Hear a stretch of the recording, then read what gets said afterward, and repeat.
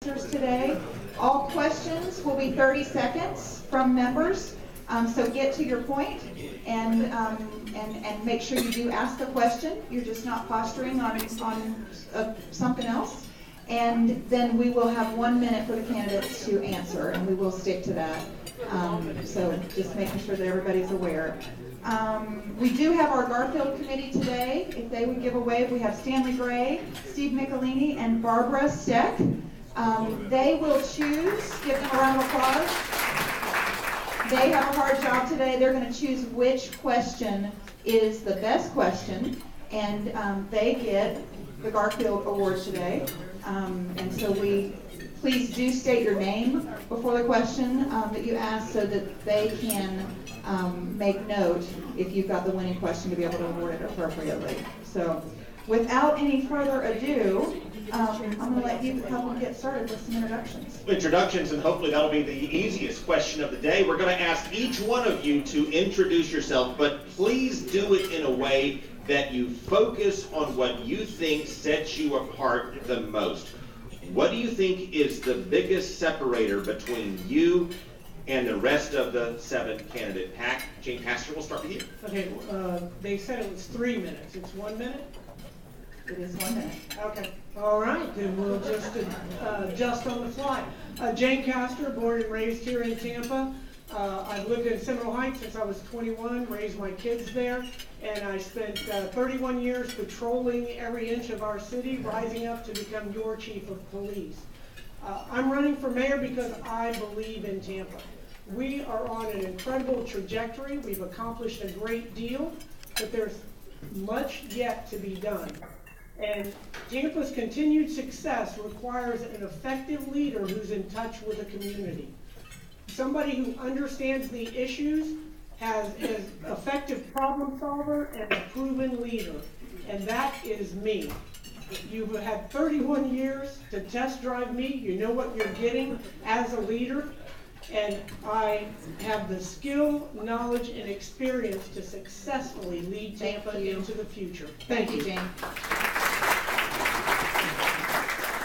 Well, good afternoon. My name is Harry Cohen. I'm also a Tampa native, and I am focusing very relentlessly in my campaign on infrastructure because the city that we have built is now a city that people want to move to.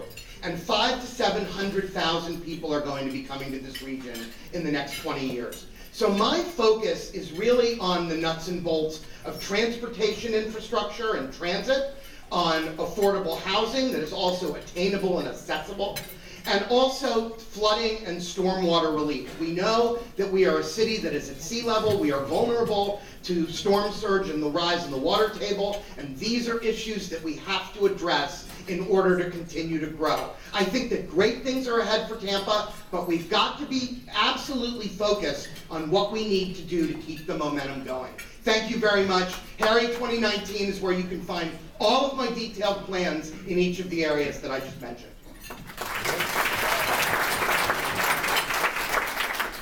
Good afternoon. My name is Dick Greco Jr. I am a native of Tampa, 3rd generation. I have with me my son today. He's number 4th generation, and also another person here who's the 2nd generation Tampan. One of the things that sets me apart is that I served as either your county circuit or senior judge for the past 20 years of my working life. But the biggest thing I think that sets me apart is this. I'm the only candidate that talks about getting connected and being connected. All these things you hear about with transportation plans, with infrastructure plans, etc., will never get done unless we are connected with those persons we need to be connected with. That's either with the neighborhoods or with other governments, our own county, HART, the airport authority, with our state, with our legislative delegation, with the federal government. Nothing at all can get done unless we can communicate, unless we can get and build consensus with one another. Dick Greco Jr., thank you very much. Thank you. Well, good afternoon, everybody. I think the thing that makes me stand out the most is that I'm the one that you don't know. My name is Topher Morrison, and I'm the underdog. Media doesn't like to cover me as much as they like to cover the name brands, but that's okay, because you know what? Sometimes the ones that go unnoticed, ones that have, what happened there? I'm going to give a Sometimes the ones that quick go pause. unnoticed are I'm the going to ones give a with the quick best mic ideas. instructions. If you would not hold the mic at the bottom, just hold it right up All underneath right. there and we won't have any problem. Thank you. Fair enough, good to know. All right. I also apparently don't know how to hold a microphone. I'm the underdog in this race. I'm also one of them that doesn't have any financial hooks in me to special interest groups. And I think that's important if you're the kind of person who doesn't like the look and the tenor of how politics is these days. If you want somebody who's non-establishment, you have to elect people who aren't in the establishment. I'm running on three main things. We're going to make Tampa a 100% renewable energy city. I'm going to solve the transit issues, and I'm going to fight for social justice. Thank you so much. I look forward to sharing my ideas with you. Thank you. Welcome. David Straz, running for mayor.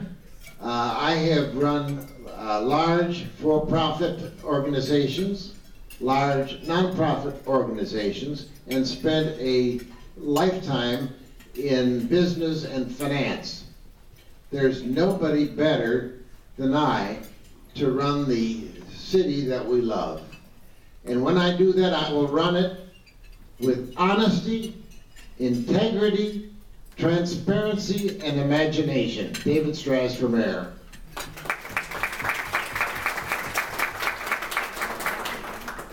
Good afternoon, Mike Suarez. I have been your council member for the last 7.5 years. During that time, I visited every single one of our recognized neighborhoods or Crime Watch associations. And there are 4 things that every neighborhood shares. They want better public safety performed. They want transportation, and that includes sidewalks. They want better services, such as code enforcement and making sure that the good water goes into your house and the bad water goes out and you pick up the trash. And the 4th thing is integrity in government. And what that means is keeping our promises when we make a commitment that we go ahead and do it. I call that my neighborhood Bill of Rights. And I am running to be the mayor of Tampa because neighborhoods are the backbone of what makes this city run. I am Mike Suarez. Visit MikeForTampa.com because every neighborhood is Tampa. Thank you. You're welcome. Well, I was going to say, I think my wife's the best looking wife in the room, Jenny. 12 inches and about 100 pounds, I would get the differentiating features from us. But this is my 5th race. I've been working in this county, this community for 30 years. And I think this is a very sophisticated crowd. You gotta look at works versus words. Because this is the 5th race. I've heard all of this for 5 elections. So what have you done? My work has saved 65,000 acres of lands. There's an arena downtown. We solved our water wars. We should have had rail running 30 years ago. Tampa Armature Works is over there. Affordable homes are in West Tampa. There's a ferry running today. We didn't build a jail. We have a great healthcare system.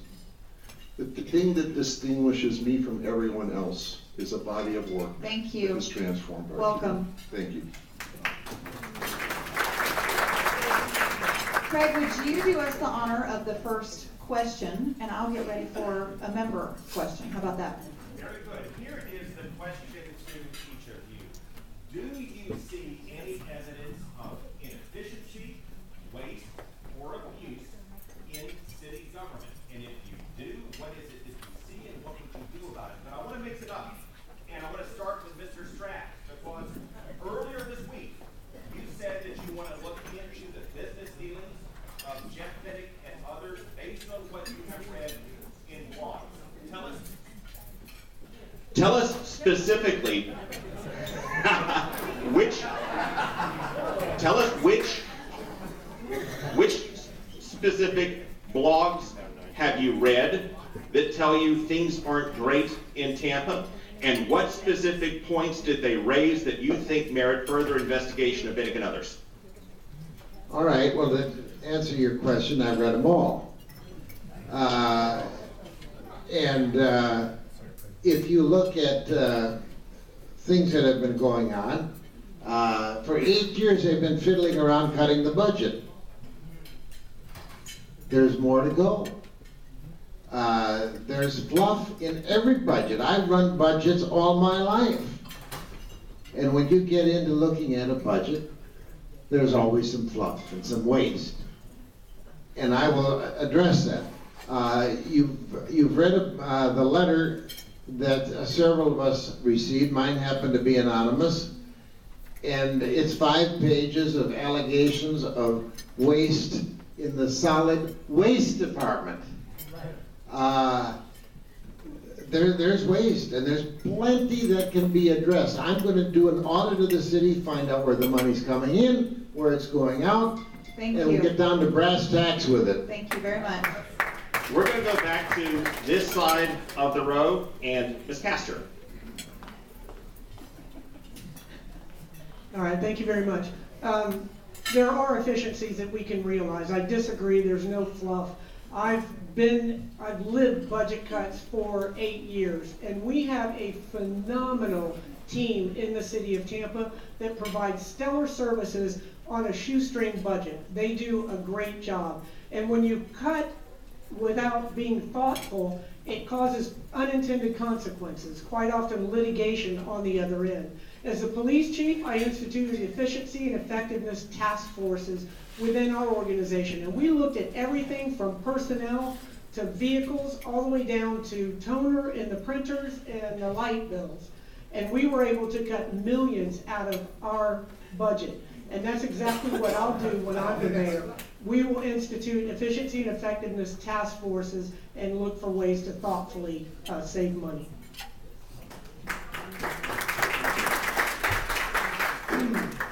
Look, you're going to be able to find waste in any budget, but the bottom line is that after 8 years of across-the-board cuts in the city, dealing with deficit after deficit after deficit, the reality is that most city departments are starved of resources, and in many cases, planning and development, permitting, code enforcement, we are woefully, woefully underserved. Neighborhood relations had 6 people in it when Councilman Suarez and I took office. It now has 1. So I am not focused on cutting city services. I'm focused on seeing how we can do more with less and how we can become more efficient. And one way is through the use of technology. The city has purchased a lot of back office technology that has not been fully implemented yet, and there is absolutely an opportunity to wring some efficiencies out. But it's not fluff. It's the fact that there hasn't been the training and the implementation of some of these systems, and that's what needs to be focused on. Thank you. Thank you. I spent about 3 hours, about 14 days ago, with Sonia Little, who is the Chief Financial Officer of the city. Tried to go over the books with her, tried to go over the budget, which is projected to be about $1,028 million. Again, that's $1,028 million. I can't tell you that there's no waste there, but from what I saw and what I could glean and from what she could tell me, I really didn't see it. I would agree with what some of these other candidates said. If you start talking about cutting things, you then are talking about cutting people's jobs. Those draconian results are not something that we want here. It hurts families, it hurts people. Certainly I think we can be more efficient. We can look at ways that technology can help us. We can look at ways that maybe the vehicles we use run more efficiently. Even things that the city of Tampa builds and erects and constructs, we can use it building more efficiently. But inefficiency, I think, is something that any budget and any entity can look at. Certainly we'll do that in the city of Tampa. Thank you. The question, what are specific examples, right? Inefficiency. Yeah, inefficiencies, okay. Right now we budget about $10 million every year to repave the roads. I found a company in Scotland that has a technology which will take waste plastics from our landfills and our oceans and convert them into roads. And they are 50% less to build, and they last 60% longer, and the investment would be an $800,000 machine. So there's one. We can save $5 million a year right then and there. Number 2, we have a healthcare facility. Because we're internally insured, we have 2 healthcare facilities down toward the South Tampa area. Most of our citizens live up in the North Tampa area, so they go to emergency clinics and ER clinics, and that's costing them and us a lot of money. We should build another facility up there so they can actually go get the healthcare they need for an affordable price. Number 3, when we go for third-party contracts, we have minimum prices we're willing to pay instead of percentages over the cost. And if we did that, we'd get far better rates and we get higher quality people. My name is Topher Morrison. I'm the guy that actually answers the questions. Thank you. And Councilman Suarez.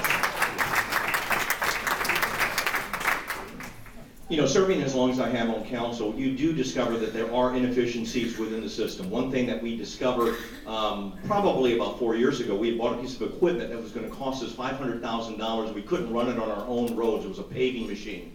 It was a mistake, and everybody that was involved in that particular mistake had left the city government. And purchasing was saying, well, we wouldn't have purchased it unless we had a business plan. Guess what? When I went to find the business plan, it wasn't there. So the 3 people that had made the decision to buy it and purchasing, they're working here on the electricity, they made a decision that was wrong, and it cost us money. Yes, there are inefficiencies in government, but you need to make sure that when you go into as the mayor, you have to know how these agencies work. It isn't for anyone to just look at a binder of information. You have to understand the way each and every one of these services are delivered, and I'm the guy to do it. Thank you. Thank you. First of all, I'm a former county commissioner, and the other day I went through an exercise and added up all the budgets I've done, and about 40 of them, about right now $40 billion or so. So the city budget's pretty small, but there are areas that concern me. One is that the solid waste rate in the city of Tampa is almost 1.8 times higher than the solid waste rate in Hillsborough County. And we have a higher density windshield factor. So, you know, one of the questions is, why is that? There's a bigger structural issue, though, facing government. It's that through, who knows why, it's just kind of the inertia that happens, that we've taken all the downtown property taxes out of the general revenue fund and put them into CRA. That's billions of future revenue not going into the general budget. And I've said as mayor, I'm going to relook at those CRAs and scrub it, because for every dollar that stays in downtown is a dollar that's not going to the broader community. I have a follow-up question. We'll come to hopefully the end of the program.